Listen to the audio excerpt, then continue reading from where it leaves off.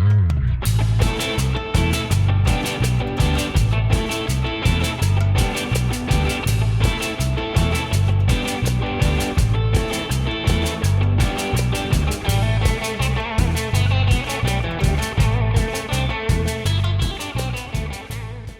what's going on, Golferos? Welcome back to the Salud Golferos podcast.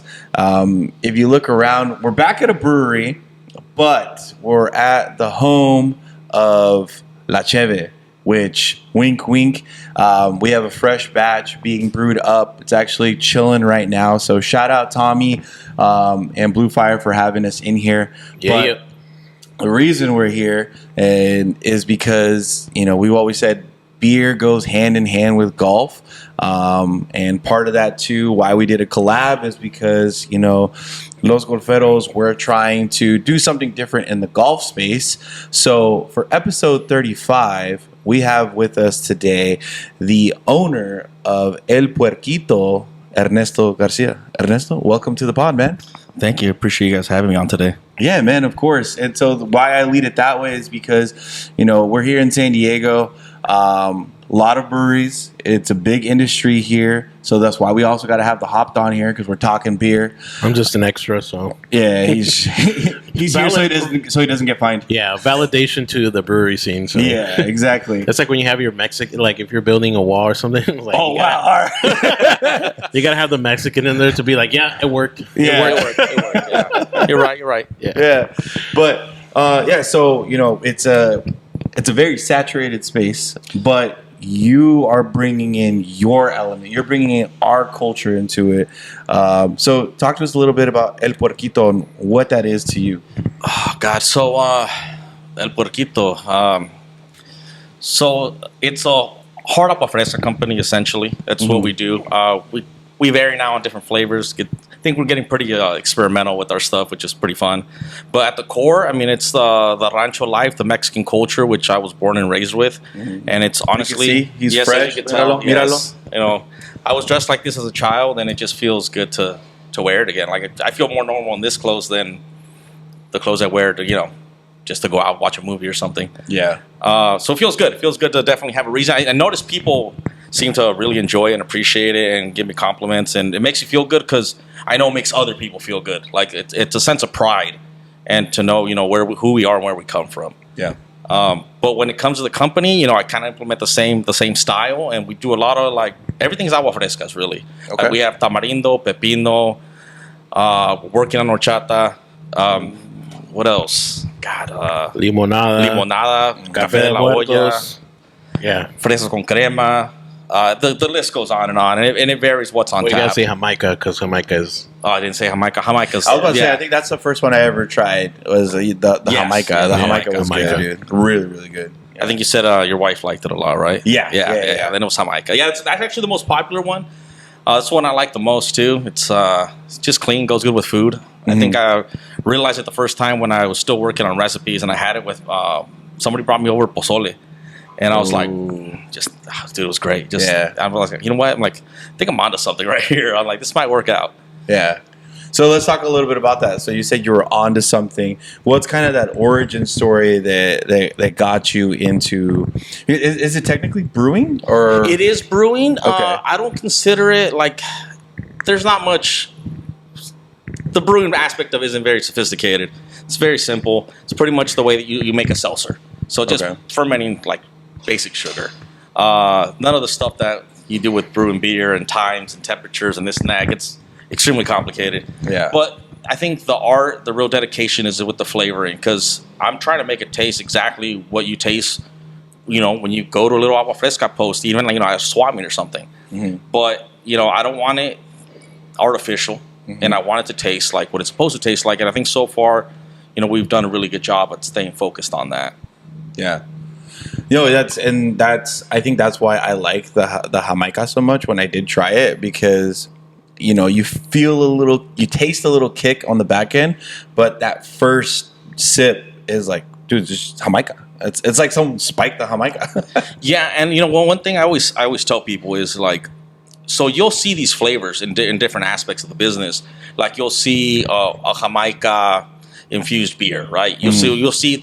I've seen people do tamarindo or chata, but at the end of the day, it's beer, and it's going to taste like beer. Yeah, it has hints of the agua fresca flavor you're going for, but at the end of the day, it's beer. And then you have your harder stuff like your spiked cans that's mixed with like tequila. At the end of the day, it's tequila. It's going to taste like tequila. My stuff, our stuff, like it tastes like an agua fresca, and you don't really feel or get any of the taste from the alcohol because it's a clean base. And I think that's what really separates El Puerquito from anybody else right now. Yeah, that's awesome. So, what's kind of your background that led into that? Oh yeah, so this is gonna sound a little weird. I have always been a big fan of tunas. Okay. Prickly pears, right? Yeah, Prickly pears, yeah. I loved them since I was a kid. My family's from Zacatecas. Like we used to go out there and eat them all the time. And I was born in Fallbrook. Hey, Brooktown, what up? Yeah, What's Fallbrook? yeah, great place. Different from what I grew up, but it's still an amazing city. Like, or town, whatever you really want to call it. Yeah, I think they technically declared a village. Yeah, it's I can see small, that, yeah. small pot. Yeah, I love the place. Did they really do that? Yeah. Oh, I didn't know that. Yeah, Fallbrook, like Bonsall Village, Fallbrook Village. I think they're technically a village. Yeah, I know Bonzo, but I didn't know Fallbrook fell into that one. Hey, to my Fallbrook people, correct me, but it's a small town. Yeah, Yeah, so I was born out there in the only little hospital that's I don't even think it's there anymore. Like it was nothing pretty much out there. My dad used to work out there picking apples and avocados and stuff. And we eventually moved, but we would go back like every summer and go eat tunas and pick oranges and stuff. Visit family we still have out there. But I always thought, even at a young age, like I bet you, I didn't even drink, and I always thought, like, I bet you can make really good wine out of this. Like I don't know why. That's the Mexican in you. Yeah, I was like, I bet you can make really good wine. Dude, I've been thinking that since I was like 13, probably. Finally, I think when I was like 26, 27, I was like, I'm tired of thinking about this. I'm like, I've been thinking about this for over 10 years. I'm like, I'm just gonna do it. Like why waste more time? So I looked up YouTube videos. I made everything in buckets. I really didn't know much. I just did it. Busted it out for Christmas one year for the family, and just weird coincidence, I got an email like in February because I had bought a package from like from the fair, San Diego Fair, and they're like, hey, if you want to sign up for any of these competitions, and it happened to be a wine one, and I was like, oh, I wonder if I have any bottles left. So I found 2 of them. I submitted them. And it won me most unique wine out of like 318 wines. I won like a silver medal, and I was like, "Oh man, maybe I'm onto something here." And then, doing more research, I was like, "I don't have the funds to do that really, because it takes a lot." Yeah. Especially like if you're gonna grow cactuses, from like day one till it's just a long process. So I was like, okay, well, I'm really enjoying this. I'm like, it's kind of started at that point. Kind of started like really getting into it, and nerding out, and trying to learn as much as I could. And I'm like, well, what can I do that's in that field, but lean it towards just being Mexican. And then I was like, well, no one makes agua frescas, like hard agua frescas. And slowly that just started working, and it was getting better. And I took more classes, and it kind of got to what it is now. Yeah, and that's really just how it started. It was the wine thing that eventually I want to go back to, but then trying to find something else that I could do. And it's funny because now I think this is like my main focus. This is what I love to do. The wine's still in the back of mind, but that could wait till later in life. Yeah. Dang, that's really cool. Yeah. Yeah, but I think one of the cool things is, and then we'll get into this eventually, but I remember the first times I met you, like, you tell me that, like, oh, I go get the Jamaica from TJ, and like, and across, like, legitimately using, like, he's not using like a puree or anything. Yeah. And that's why it tastes, like an agua fresca, because he's using the legit stuff. Yeah, especially back then. Things have changed now. Things, prices on everything. It's actually more expensive to buy Jamaica in Mexico right now than it is to buy here. Oh, for real? Yeah, I don't know why. I mean, Tamarindo's still cheaper, but it's just, we'll see how long that lasts for too. Yeah. But yeah, we used to like, my sister used to live in TJ, so she would cross over like the tamarindo pods, and we would sit there and lo pelábamos y todo. And I'm just like, eventually. That's one of the reasons I don't have tamarindo on top right now, is because we started using puree, it tasted great, but it was just, I wasn't happy with it. Yeah. And I'm like, you know what? I'd just rather not have it on top. And when we could go back to it, I will. Which hopefully it seems like the next month I'll probably just go back to it. I've been working on some recipes on it, trying to change things, but. The first batch is probably still the best recipe, so I'm just going to go back to that. Yeah. But yeah, everything, all my flavoring is. I would be willing to bet it's 100% natural, but I know that there's like, I mean, if you consider like, an ounce of like, vanilla or something, like you throw in a batch. I want to say, even if you say like 75 to 80%, I mean, that's still better than. That's better than a lot of the other things a we're lot probably of putting in our things, bodies nowadays. Yeah, I'm willing to bet like 90% because even the. The my product is sweet. It's gonna taste like an agua fresca, right? And agua fresca is sweet. Even the sugar they use to sweeten it is organic cane sugar. It's like just raw cane sugar. So it does add an extra bit of flavor because I used white sugar and it wasn't the same. Like it definitely took part of the flavor profile away from the drink. Caña. Yeah, Puro caña. Yeah, no, I could imagine that. Like, it definitely changes the flavor profile a lot. And no, I respect the fact that you tried it, like with the tamarindo going with the puree, but you're like, it's not it. Like, we stay true to like what you created, right? Well, it's that for sure, but also, what's funny is you think taking the semilla out of the tamarindo would make a better product, but that seed gives it like kind of like an earthiness that you want and kind of need. And I was like, it's not the same. It's still good, but I'm like, nah, I want. Like, somebody noticed one day. They're like, "Oh, you're not using the same stuff anymore, huh?" And I'm like, "No, I'm not." Like, dang, you called me out. I mean, it was like one person out of everybody, like, right? Yeah. But you know what? It left that like lasting effect on me, where I just kept thinking about it. I was like, one person noticed. Well, I would say two because I noticed, right? But I was like, no one else notices. But all one person had to do was call me out, and I'm like, I don't like this. I don't like this at all. I'm like, I'm gonna go back. That OCD factor. It is OCD factor. Like, and you'll see it a lot with my. Well, I guess you guys won't see it, but it happens a lot with my recipes where I'll work because I do like a gallon at a time trying to get the flavor right, and it's like, oh, this is perfect, and I'm like, wait, what if I had 2 more ounces of this, and then I'll try it. I'm like, no, it was the first batch. Okay, well now what if I take 2? Yeah. What if and it just goes on for like a couple months till I'm like, all right, this is it. I have no more questions. I'm done, and it's definitely OCD, right? Because I'm just like, what if, and then it's always. The one I like the most always ends up being the right one. I just gotta eliminate all the other factors. Right. So it gets a little complicated. It's fun though. That's what I enjoy a lot of it. Plus it's alcohol, right? So it's like it's hard sampling things, and usually I invite people over. I'll hand out samples. I'm like, hey, try this. Yeah. So it's always a good time. That's cool, man. And so like, so off camera, I'm looking back into the back room of Blue Fire. So we have these big tanks back there and all that stuff. You were saying that. With the agua frescas or the hard frescas, you don't have to necessarily do that entire process. What's kind of like the difference? Like how, like, I guess what I'm trying to ask is, like you were saying you made like a gallon. When you're going into full production mode, what does that look like? Usually, so I'm very fortunate where I have friends who own a brewery. Shout out to Night Parade. They usually just brew my alcohol for me, and because I pretty much showed them and told them how I want everything done, and then I just go off and buy it. Right now, I don't do any of the brewing myself anymore, but that's because my biggest thing right now is I don't want any partners. It's better just to be myself. And the problem with that is that I have way more work to do. But I've always told people, like, I don't want to argue over, like, what color should we paint this wall? Yeah. Like, I want blue, you want yellow, and then it just drags on. I'm like, no, if I wanted this certain color, it's going to be that color, problem solved. But it just, right there, right now, we're not at that phase yet. I'm just trying to build my following, trying to, obviously, like, increase my numbers so that I could slowly... Like, I'm baby stepping everything, and that's one of my. I don't think it's a problem because at the end of the day, I'm doing things the way I want to do them. But one thing that gets brought up is like, well, how come how come you can't do 4-packs? How come you can't do this, or how come you're not bigger? And it's come like it's just me. Like it's nobody else, and this I'm still young enough where I feel I could weather the storm and grind it out. But who knows? I'm getting older, things change. But for now, like.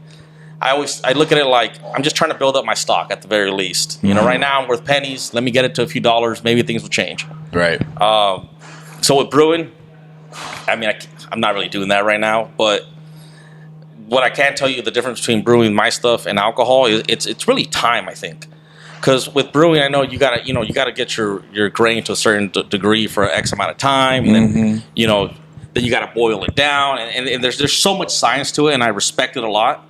I know how to do it. I've done it few times at my house and stuff. Mm-hmm. But I can't say I don't enjoy it, but I don't enjoy as much as doing my stuff. Right. That's where my real passion's at. And I will make beer for like myself or my friends or something, but nowadays I don't have time for any of that. So I've been trying to. I've been wanting to make a beer for the longest time, and it's like, all right, well, I got this week cleared up, let's do it, and then something happens, and I'm like, never mind, I can't do it. Like, there's always something, especially like I said, when it's just me. Like, if something happens at the shop, like I gotta go take care of it. And I'm sure both of you guys know, like, I feel like as Mexicans, we're like, man, if I could do it myself, I'm not going to pay somebody. Like, I'm just going to go get it done. And even if I don't know how, I'm like, I feel pretty handy where I'm like, I'll look at a YouTube video and then just do it myself. So, yeah, you know, the thank problem you, is, YouTube. Yeah, exactly. Yeah, thank you, YouTube. And that's the thing, like, it's just me. So I'm like, the plate's always full. Yeah, no, it's funny that you say that about, like, if we could do it ourselves, like, we're definitely going to do that. Because that was definitely, like, a big aspect of Los Golferos, where the manufacturing side of things for our towels, we got to a point, like, we do everything, or we did originally, we did everything in-house. So it was like Hector did, you know, the cut and sew of things. Raul and I would go and pick up the sarape and do all that. To this day, a lot of that is true, but now the manufacturing, you know, we have someone that put the towel together now to take a little bit off of our plate. Because like you said, like, if we could do it ourselves, why not do it ourselves?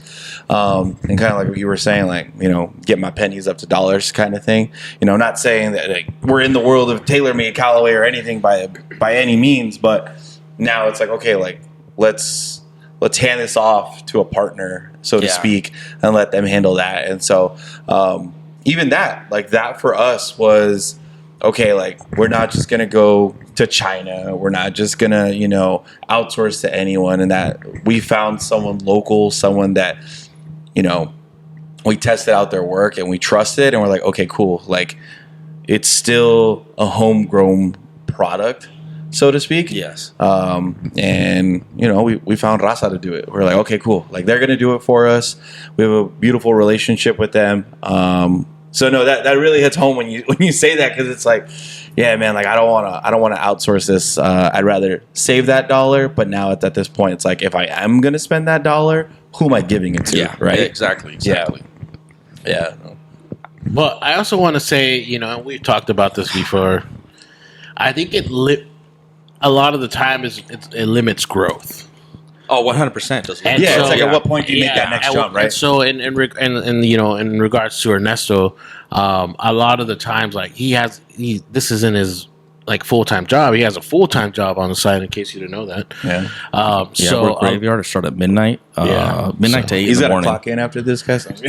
So we're gonna go eat tacos after this, and then he's got to go work after this. So we might go play some tables with him afterwards. But anyways, I think there should be a point where, like you said, like, eventually you said, like, all right, like, you have a job, Raul has a job, Hector has a job, everyone has a job, and then so eventually the growth of the company has to be, like, kind of, it's not like you're giving away your company. It's just like, kind of just, hey, can you take care of this for now while we work on other stuff, you know? So you know, and I've always talked to him about that, you know, like, I think he's small enough right now where he can do that, where he can, like, be like, I'll do this all myself. I'll, you know, obviously, like, brewing in the sense, and then creating, and but also the growth, from what we know in social media, is, like, so important. Yeah. The growth at, like, you know, making connections and emailing people and getting out there. I think it's important. So, you know, it's something that I think with time you'll learn. Yeah, I think that right now I feel like I still have the energy for it. Yeah, 100%. And I think once I realize that I don't, it's time to bring people in. Yeah. And there's times where I feel that way, but I'm like, nah, just tough it out. It's okay. Like, just drink your What a Monster, Mexican, dog. drink What a your Mexican. Monster, and keep going. You know. Pull over at the liquor store, grab a fucking Monster. Hey, Monster, if you want to sponsor Salud Golferos. Oh, wow. Yeah, please. Cause let it go. I could use it for some few cases, honestly. Few cases of Monster. So that's another aspect, right, that I want to talk about, because we're one thing with this podcast, we want to talk about different spaces, different avenues, and you already said it, Raza, we work hard. We really do. Oh, 100%. We work super hard, and I think the evolution of that, and Raul really likes to talk about this, is like, okay, how do we take that work ethic, but then also put then that business mindset of like, okay, like, how do we take that next leap, that next step?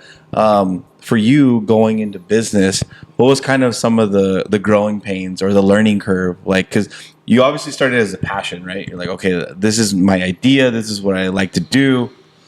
But then the business kicks in. What was that like?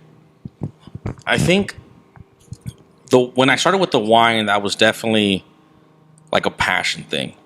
And when I realized that I really liked doing this kind of stuff, I started looking at it like a business. And I'm like, well, what do I want to do? And, like I said earlier, I came up with the agua fresca things. And I've tried to go into this with a business like mindset from day one, because I was like, I need this to take off, so I go back to the wine. But then this became like my main passion project, where like the wine thing's it's in the back of the mind. Yeah. But it is difficult, and I'm still learning a lot, and I make mistakes all the time, multiple mistakes, and you kind of just suck it up and move on and try not to dwell too much on it. I mean, there's hard times. There's definitely is. Get down on yourself. But the good news is, if you try to look at things in the positive light, you're always like, for me at least, there's always so much more I could do. Like, I feel like I'm not doing enough. If I have a problem, it's because I didn't do the right things. And I'm like, okay, well, it's not like I hit the ceiling and then I'm done and I failed. I'm like, okay, well, let's do more social media. Let's do podcasts. Let's get the word out there. Have your friends invite people to events. Let's do different flavors. There's always something to be done. So I look at it that way, where I'm like, okay, I'm very limited on what I can and can't do. I'm like, so it's not like this is the end of the road for me. Just gotta, and I try to look at business, I mean, it's not like I don't read books about it, but I'll go on YouTube, I'll go on Google and read articles and this and that, or even look at like business influencers and try to like, right now I think what I'm really trying to do is learn more about like Instagram and how to get more followers and how that works and how that helps businesses. But the problem is, it's not necessarily a passion of mine, so I find it kind of tedious. And I think that's where that's one of my flaws. That's where I lack, real knowledge is in that business aspect. But, there's times when I start get going that I'm like, wow, I'm really liking this. It's because it's cool, right? Like, you're struggling in something and it's not a good time. But then you see those baby steps and you're like, there's that pride. Yeah. And it's like, you want more. So I'm like, oh man, I got to get better at this. Like, it was good. Like, a few months ago, I didn't know anything, and look where I am now. And that's, you think of that with anything in life, right? Yeah. But right now, that like, I'm just like, okay, I'm not the best, business Instagram savvy guy, but you could always learn. Yeah. I'm like, nothing to hold you back, bro. And I'll tell you, I'll be the first one to tell you. So like, the guys will always tell you, and Hopped On will tell you like, oh yeah, I run all of the marketing and all the social media for Los Golferos. Pre Los Golferos, I would never post on social media. Like, that was just not my thing. Like, I was like, I'm not that guy. But I got to a point where I was like, dude, like, I want to see more of us out there. So I was like, I want to do that. It was a kind of that drive of like, I really want to see more of us out there on the golf course in our, niche of business. And so, yeah, it does become kind of like a grind, right? Like, you're just like, oh, dude, like, I got to go out here and I got to take a picture. I got to post a video.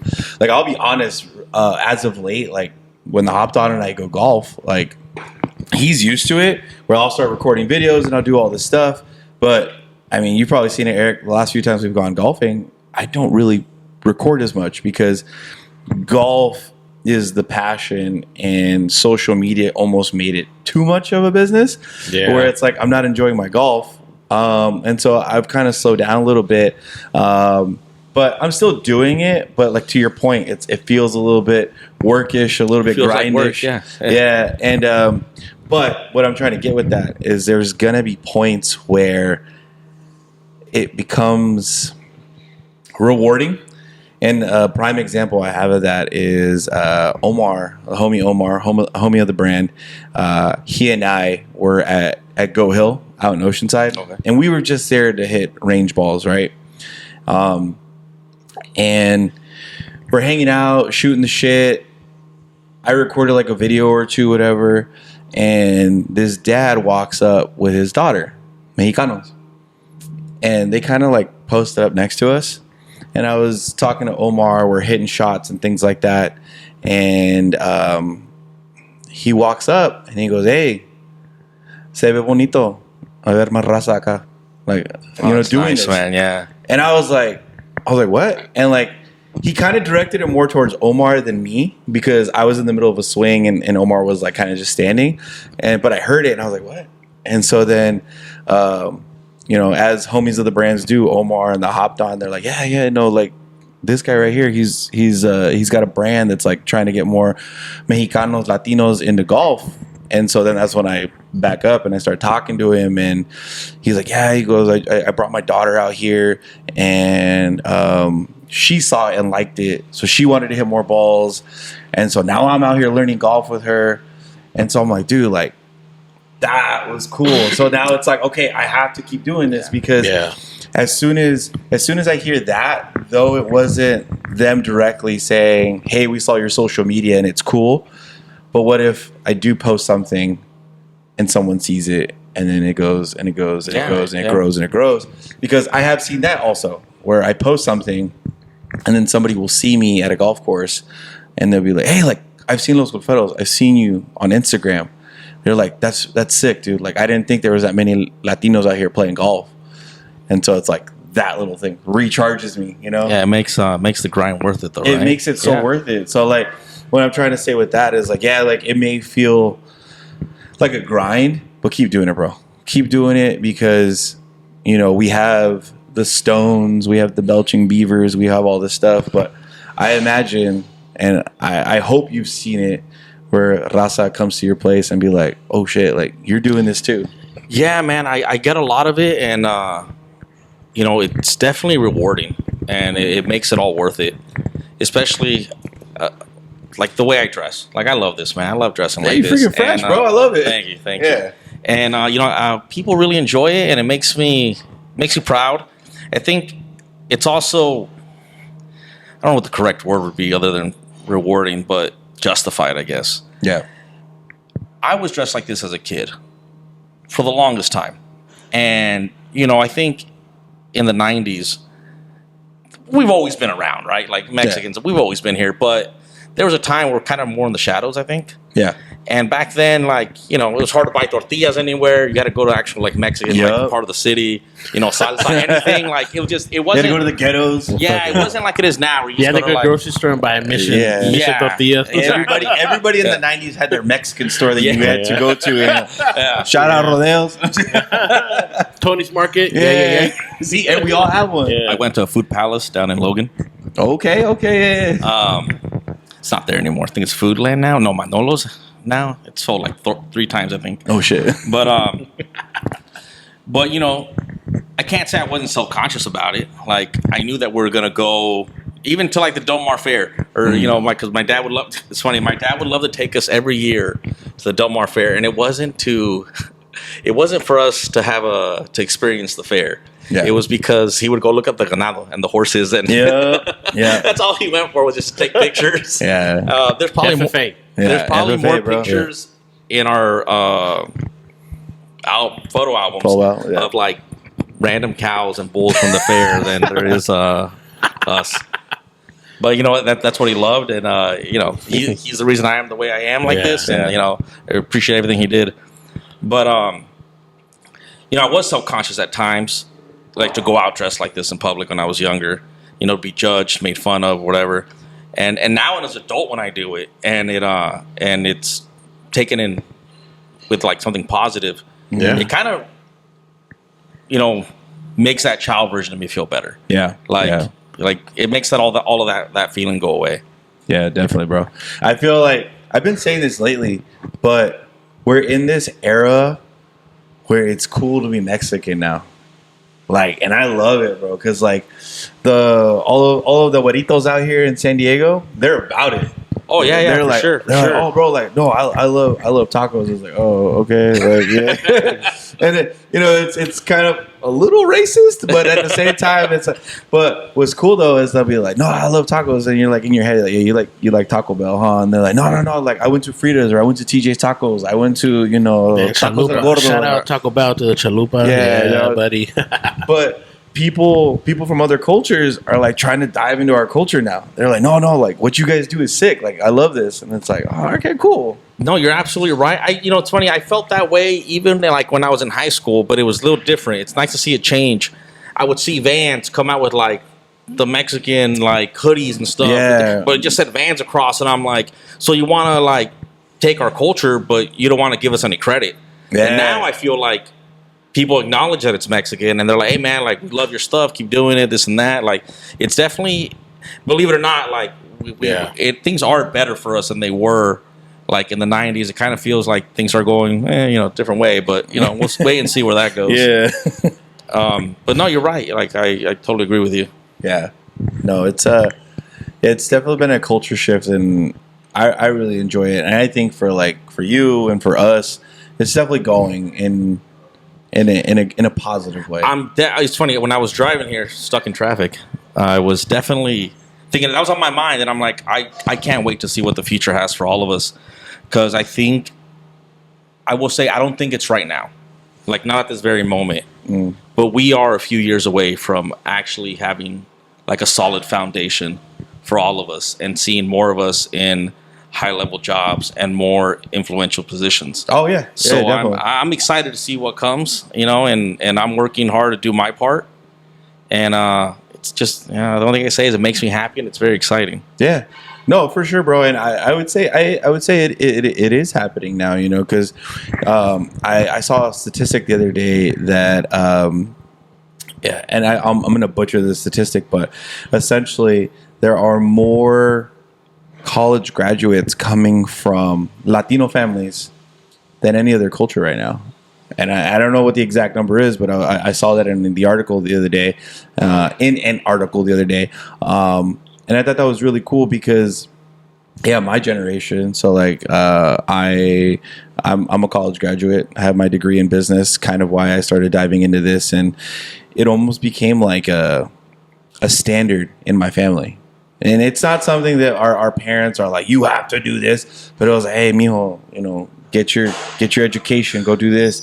So to your point about like having gratitude for your dad, that's kind of how we felt, my cousins and I. And no shade to any of my cousins that didn't get a college degree, but we have several college graduates in my family, and we take pride in that, and we give credit to our family. Proud of. Yeah, so we take a lot of pride, and so no, man, it's happening. It's happening. It's 100% happening. It's happening.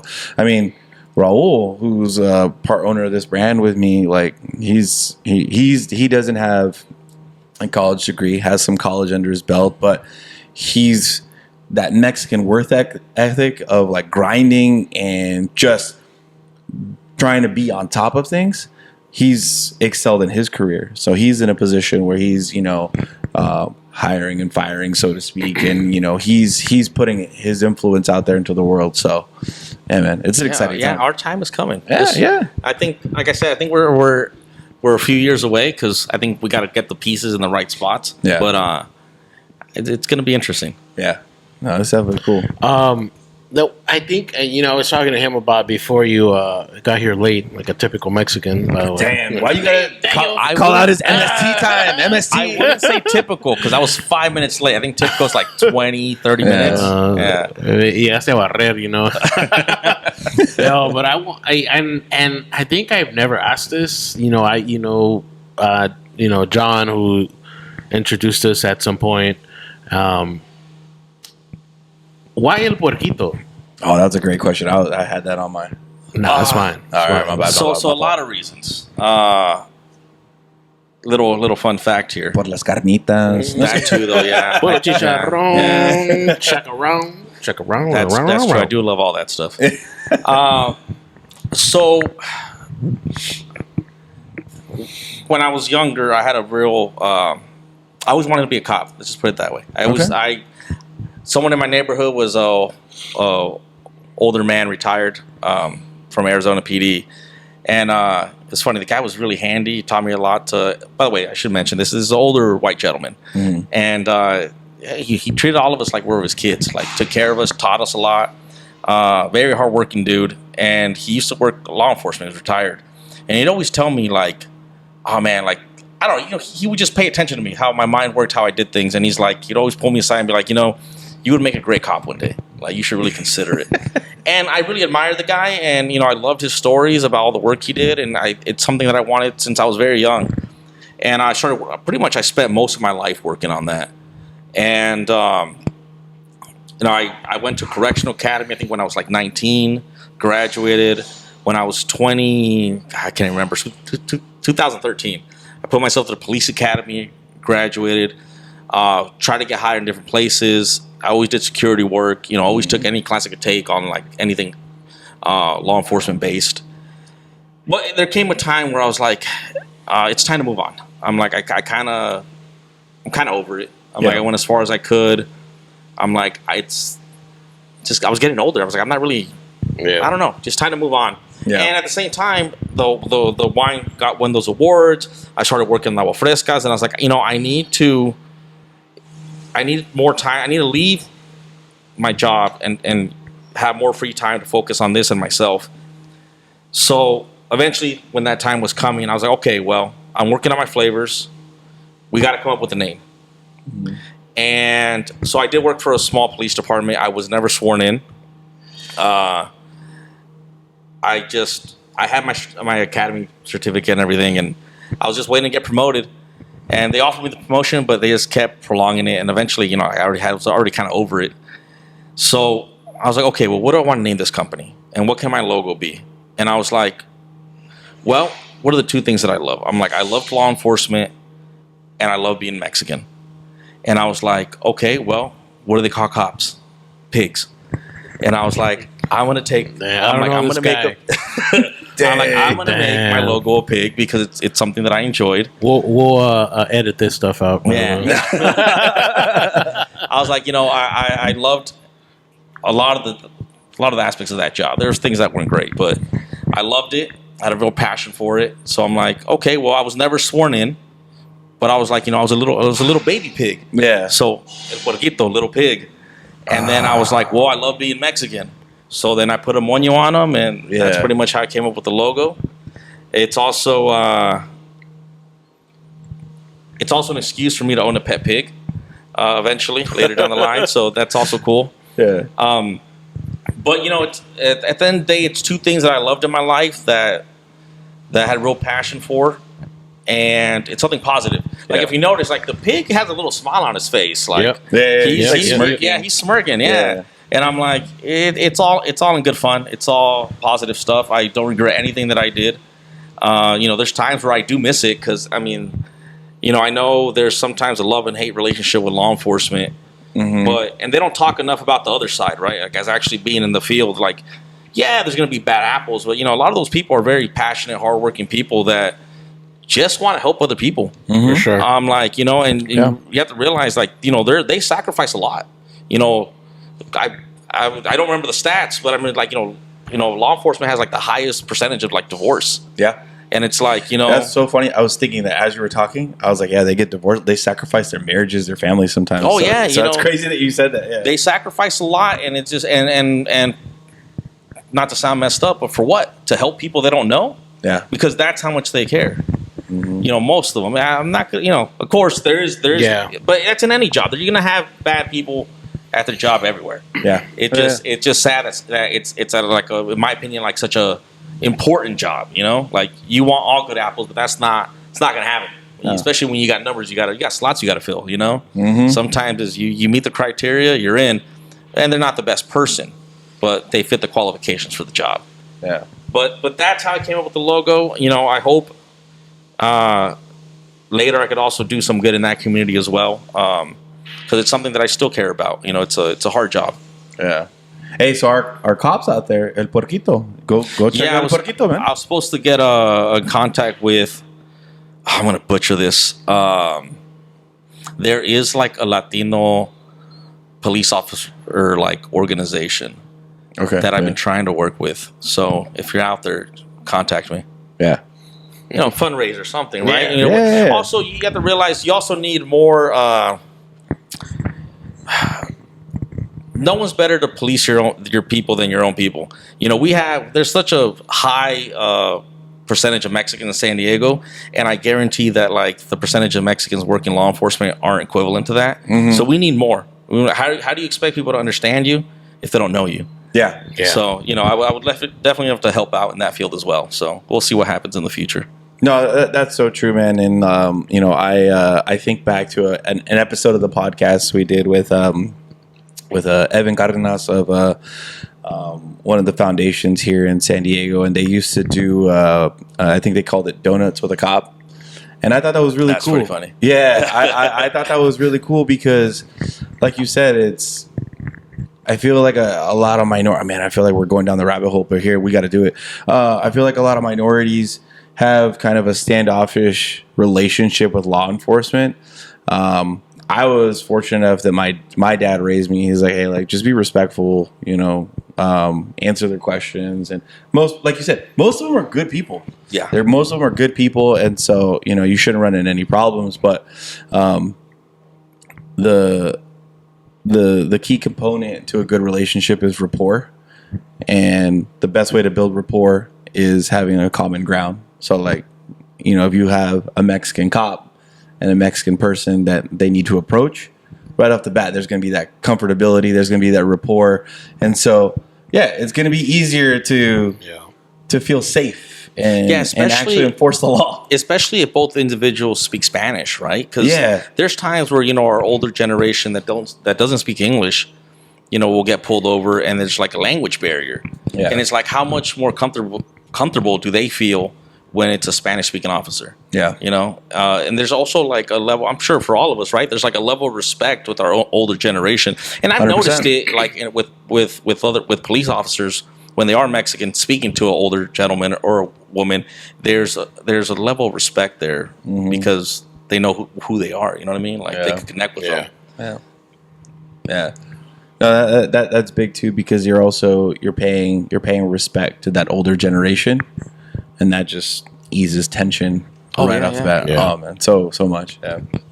Are you guys say something, Eric? Yeah. Yeah. Yes. Yeah, but yes. No, but like I said, I think we're going down a little bit down the rabbit hole there, but totally valid. But going back to El Puerquito, an amazing story there on how you came up with the name and the logo. But what's kind of your goal now? So like kind of what we were talking about there from the business standpoint, right now it's a lot on you. It's a lot, the development, the production, all that stuff. But do you feel that you're getting to that point where it's like, okay, like I need to bring someone on? And if so, what type of person are you looking for? So right now, I don't think I need to bring anyone on just yet. I think my biggest thing is, like I said, mistakes. I'm going to make mistakes. It happens. I did close down for 9 months because I decided to switch alcohol licenses. Okay. So I just reopened again in September. And halfway through that license process, I realized I messed up. But it was already too late. Yeah, I'm like, oh, well, here we go again. Yeah. I should have just applied for my brewery license. That way I could do everything I want to do and need to do. Because I use my place as like a research and development place, which is nice. Like, so in case I have not mentioned, I do share my place with another business, and it works perfectly. I share my space with Mr. G Salsa. So he makes salsa in the back. A lot of options for you. But I run the tasting room. So we serve the hard oil frescas with salsa and chips. Sometimes we have other foods. I think I realized through that place and everything that, how the flavors work, what works and what doesn't sell. Yeah. Even the sweetness level of some of them, or it's almost like it's helped me identify who my target audience is. And one of the requests that I get a lot is 4-packs. I have a request for kegs. I can't do that until I have a full brewery license. And I think it's time. It really is time. I need to talk to the state soon and find out what the process would be. But right now, that's the goal going forward is to just dive all in. Like I'm ready to dive all in. The problem is I wouldn't call it a problem. I'm a very patient person. So I am piecing together a whole brewing system. I've been looking around, try to buy everything. Unfortunately, a lot of businesses have been going out of business, a lot of breweries. But with that, there's opportunity, like I'll contact people and try to buy equipment and do this and that. And that's the next step, though. I got to go all in because people want 4-packs, people want crowlers. I have businesses requesting kegs, and I can't do any of that right now. So I think going forward, like I have the blocks there set up. I just have to do my part. But I will say it's not as easy as people think. I feel like I get like all the time, like, why not this yet? Why not that? I'm like, yo, man, like relax. Like if it was that easy, don't you think I would do it? I'm like, it's very tedious to deal with anything federal, state, city. It's a lot that people don't seem to understand sometimes.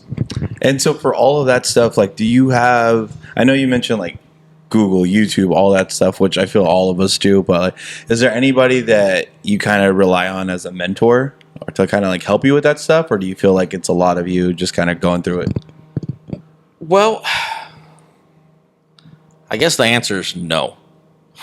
Not necessarily in like the brewing aspect. I think if anything that I've learned is I got to trust myself more. I feel like that was one of the problems I had in the beginning was I didn't trust my flavors. I wasn't very confident. I think I cared too much a little bit what people think, and then you realize, hey man, like my stuff isn't going to be for everybody, and that's okay. That's perfectly fine. It doesn't have to be for everybody. Like I'm making this for myself. I'm making it for people who have a similar taste as mine. Like that's who it's for. I'm like, so if you don't like it, that's fine. Like you have your preference. What I will say is though, I do lean on a couple friends very hard for advice. Just spitballing, brainstorming, and one of them is Hopped On. Like I don't think I've worked on any recipes lately. And so well, one of the things that changed I actually haven't talked to him about is before I came out with a certain flavor, like a release with Night Parade or Savage Wood, I would bring over like different version of a same recipe, and he would have bottles or cans of it and be like, hey, which one do you like the best?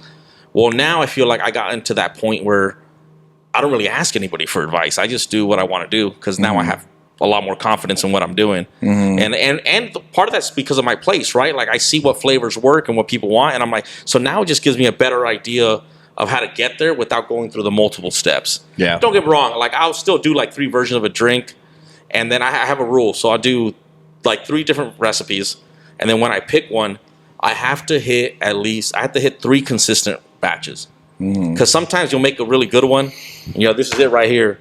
You brew it again, and it's not the same. And you're like, what went wrong? So I have to get 3 consistent ones before I even put it out. But I do lean on Hopped On a lot. I lean on my buddy John Wolin because he's a character. Shout out John, man. Shout out John. John's a character. We he's part of the Golferos, by the way. We actually have a drink named after him. It's called the Wolin. Oh, dang. And it's okay, John. I didn't know you had it like that, bro. And it's a sour cherry fresca. It's very, very popular. A little too popular, if you ask me. But dang. That's all. I'm joking. But people love it. It's so he's one person I lean on, and then I lean a lot on my buddy Jaime Iñiguez. He pretty much does all my graphic design. He helps a lot with the photo shoots. He does all this stuff. We grew up together. Like I've known him since he was probably in diapers. And he's probably the person I lean on the most because he does the most work for me. And I hope that I can repay him one day because he also does all of this for free. I'll go pay for his beer and I'll buy him meals and do this and that, but the guy is amazing. Like this guy's really helped me out a lot. Shout out Jaime. Shout out. Thank you. Yeah, shout out all the homies, but shout out Jaime, man.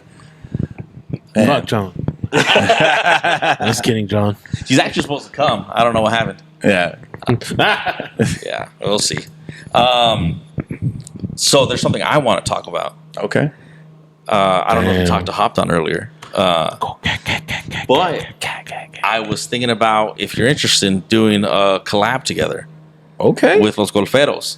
You heard it here first. All right. Yeah, So I was thinking, I'm like, It's like a proposal. It's popped up on me. Dang, man. You gotta get on your knees, bro. Yeah, all right, cálmate. Y toma. So I was like, okay, I love what you guys are doing. I love seeing Mexicans in fields that we're underrepresented. Golf is definitely one of them. Yeah. So I think, dude, I love your Mexican towels. Like that's great. Like it's even your logo. Like it's. We gotta get you. One of We those gotta get you set up then. Yeah. We've been trying to get him out to start golfing too. So So a couple years ago, hopped on, and John gave me golf equipment. I've only gone once. So you have the equipment. That's half the battle, bro. Have it. Yeah, I have it. I've used it. I think I've had it for like 2 years. I've only used it once. Yeah. I went to the range with John. Yeah. So I definitely want to get out there more. I don't have the time. That's part of the problem. I mean, you're running a business by yourself, and you got a 9 to 5. So and that's the problem. I get off at 8 in the morning, and everyone's like, "Oh, let's go golfing at 10." I'm like, "Yeah, sorry guys, I'm gonna go to sleep. You gotta get some sleep." Yeah. But I definitely want to get out there. I think it's actually very important. It's a very important tool to have. I understand that it's it's a sport. People are gonna have fun. I don't know if I'm there yet, just because I'm not good. And I'm sure as I get better. Nobody's good. If you're not on the PGA Tour, you're not good. So it's great for networking, socializing, man. I've seen a lot of good business transactions happen through golf, and I'm like, I got to get out there. Yeah. I'm like, but I just want to get better first too. I hear you, man. No, that's one thing like that we always tell people is like, I'm trying to get my barber into golf. Young Mexican, he cuts my hair, and he's trying to do things outside of just cutting hair. And I'm like, bro, go golf. He's like, I don't know, I'm not that good. I was like, dude, you're gonna be stuck 4 to 5 hours with a person, and by the end of the round, you're gonna either really like them or really hate them. And that's how a lot of business gets done. And you'll get a client. A client out of it, yeah. So, no, bro, definitely, you got to get out there. I also feel like it's one of those things where, again, I've never golfed, like, on a course. I've gone to the range once. Yeah. And I guess I went to Top Golf years ago. But I feel like it's a sport, right? So it's one of those things where you get to see the character of a person throughout the day, right? Bro, 100%. So you're like, oh, this guy's missing every shot or whatever you want to call it, right? And this guy's losing it. Like, is this someone you want to work with? Someone who has a temper, impatient? Like, it really shows you, like, or Shout out Carlos. I wasn't gonna say it, but you said it. You thought about it. Fuck up, Carlos. So I think you get to see someone's character, and I think that's very important. Yeah. And honestly, that's probably one of my favorite things about golf is because, like, as you're trying to build friendships, relationships, partnerships, whatever you want to call it, whatever it is, like, when you hang out on the golf course with somebody for the day, like, you're like, dang, bro, like, yeah, they kept fucking this up, and then you just get pissed, more and more pissed. Yeah. Like, I've dealt with some people where, like, they hit a bad shot, and they're like, all right, cool, we'll hit the next one. All right, cool, man. And then next thing you know, they hit a good shot, and they're like, all right, cool, we got it, we fixed it. Or you run into other people where it's like they hit a bad shot, and they're just like fucking like tossing clubs and stuff like that. And like, not saying everyone's gonna be perfect every time, because some people have different approaches to the game where, like, they want to be good, and so, like, they're like, okay, I got to get better at this, and so, like, they can get frustrated. That's okay. And you have some other people, like, not so much. So to your point, like, you see how they're reacting to situations, and you're like, oh, okay, this is somebody I could be around, or it's like, I don't want to be around this person. Yeah, because I think there's also another side of that coin, right, where you could see someone's determination and hard work and, like, worth ethic, right? So it's like, yeah, they keep missing shots, but they're just going back up there, and they're just trying to get better. So you also see good qualities in people, right, where you're like, oh, man, like, this guy, like, at the end of the day, I'm like, this is someone I get along with. I see how hard he is. I see how passionate he is. Like, this is someone I want to work with. Yeah. So it's like, I know I got to get out there, but I got to find the time too, Yeah. We'll get you out. And actually, we do have an event that we just talked about in the last episode. Emerald Isle is going to be having a Latino dedicated day. So shout out Emerald Isle and the Orale golf tournament. So maybe we'll get you out there. Ooh, when is that? That is going to be May 4th. So the day before Cinco de Mayo. I will not be here. Dang. Yeah. Wow. So I also have a very big passion of like, this whole thing is not a lie. And I always try to tell people that because It is if you don't show up to the golf course when we're having that event. not when you hear what I'm going to be doing. Okay. Okay. So I also try to make an emphasis on like you'll see companies that like matter of fact, like I don't even know if they're Mexican owned, but they're definitely Mexican themed. Yeah. Even clubs, tequila bars, whatever, Mexican restaurants, they just, put zarapes and sombreros in and they're like, oh, we're Mexican. Yeah. And I'm like, nah, dude, like this is who I am, this is how I was raised. This is I honestly love this. Like and I have a passion for like learning. So about our culture, even if it's my family's from Zacatecas, but I'm like, I'm trying to learn like everything. I'm trying to visit like every state and see all these historical sites and everything. So I'm actually going to be in Puebla for Cinco de Mayo. Oh, for the parade and the band and all that. Sick, So it's going to be a good time. So that's why I can't make it because I'm just going to go. I mean, I don't know. Puebla and the golf course is kind of the same level, Yeah, bro. I think Puebla, any time of year except for Cinco de Mayo, I would agree with you. But I'm like, Cinco de Mayo happened in Puebla. And this is the only real place in Mexico that actually celebrates it. Right. And I'm like, I got to go experience that, Yeah, for sure. Yeah, shout out to the people, or not shout out, but education moment. Okay, that's not truly Mexican Independence Day. It was another war, but it's still fun. It's a good reason to drink. Exactly. It helps the business out. You know what I mean? Hey, drink more. We got to find a way to help businesses. So that's just the American way. Yeah, exactly, man. But so for those of you tuning in, last episode we talked about Orale over at Emerald Isle. So if you're free and you're in town for May 4th, go check it out. But no, to wind things down, Ernesto, this has been a really fun episode. Really, thank you so much for being on. Thank you. Appreciate you. But we definitely have to work together in the future because like I want to give another big shout out to Blue Fire, Tommy and his family. Kind of what we talked about, incorporating more raza into things. They have welcomed us open arms, and collaborated with us to do La Cheve. And it's really awesome because I see raza come in here and they're like, La Cheve. Like, what do you white boys know about this? And so that's kind of one of those things where like now raza feel more comfortable coming into a place like this because it's like, oh, okay, like you're down with the culture. So that's really cool. So hopefully we can work together in the future, man. I worked with Blue Fire. I want to say worked, I guess. But I met these guys when Hopped On was working with them for the first time. How many years ago was that?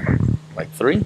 Probably 3 years ago. And they've been welcoming ever since. Like, they're great guys. I see them at events sometimes. They come over, say hi, and talk. Like, I was looking forward to coming here today. I was like, I haven't seen these guys in a while, so I'm glad. I'm really glad to be here. Yeah. But, if we're going to cut this or not, do you want to talk about the flavor now, or should we not just talk about that? Let's talk about it. Yeah, let's do it. Let's talk about it. What are you cooking up? What are you thinking already? So I'm thinking about doing something, very, my understanding, very golf oriented. So I was like, how about we do, I don't know if I would say hard agua fresca, but like Arnold Palmer. Okay. I think it'd be a great flavor to have, and it's a great way to turn something, put a little, Mexican influence on it, Yeah. And I think the Mexican raza that's golfing would probably really appreciate it as well. Yeah. No, I like it. Yeah, I mean, we have the Arnold Palmer, then we have the John Daly, but spitballing a name What's here. that? But a John Daly is a spiked Arnold Palmer. Oh, who's John Daly? He's a very good golfer. Yeah. He's a very fun golfer to watch. Yeah. So he's you know who Tiger Woods is, right? Yes. All right. So he's very like buttoned up, awesome player. Yeah. John Daly is a really good player, but instead of being all buttoned up, he's out there in like flip flops with a cigarette. Yeah, he's fucking like, partying. Yeah. He's the epitome of party on the golf course. Yeah. So. And this is a current golfer. He retired. He retired. Is this? He still golfs, but not. Oh, I don't know if this is I'm gonna get this right. I saw a reel last week.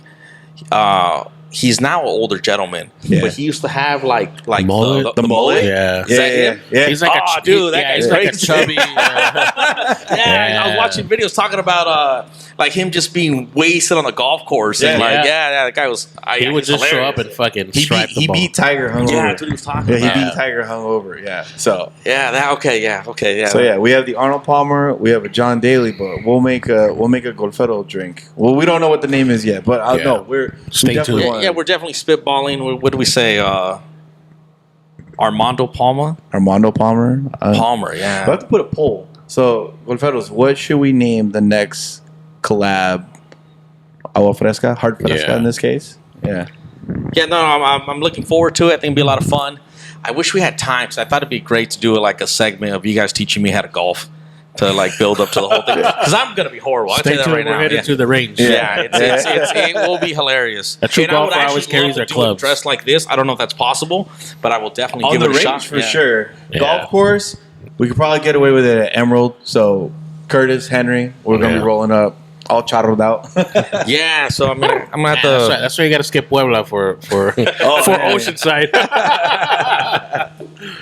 Yeah, so we'll work on it and we'll pick a day later. I'm thinking, what? It's April. Maybe late May, sometime in June. I definitely want to do it. I know it's warming up now, but Yeah. I want like full summer to be here. 'Cause I think it'd be perfect. Yeah. Okay. Yeah. Maybe Plus, June. it gives us time to promote and have a little fun. Yeah. Heck But yeah. yeah, we'll see what we'll do. All right, Sure. so there you go, Golferos. We're going to have La Cheve coming back soon. So if you're more of a beer drinker, or in this case, if we're gonna go to more to a hard fresca, we got something cooking. So I'm excited, man. I'm excited too. Can't Heck wait. yeah. Yeah. Yeah. But no, Ernesto, it's been fun. We got to get you back on the pod after we do the collab so that we can do kind of a follow up, maybe a little taste test with the hopped on. But yeah, thanks for jumping on. You're always welcome. And as always, to our listeners and viewers, salud, Golferos. Salud. Salud.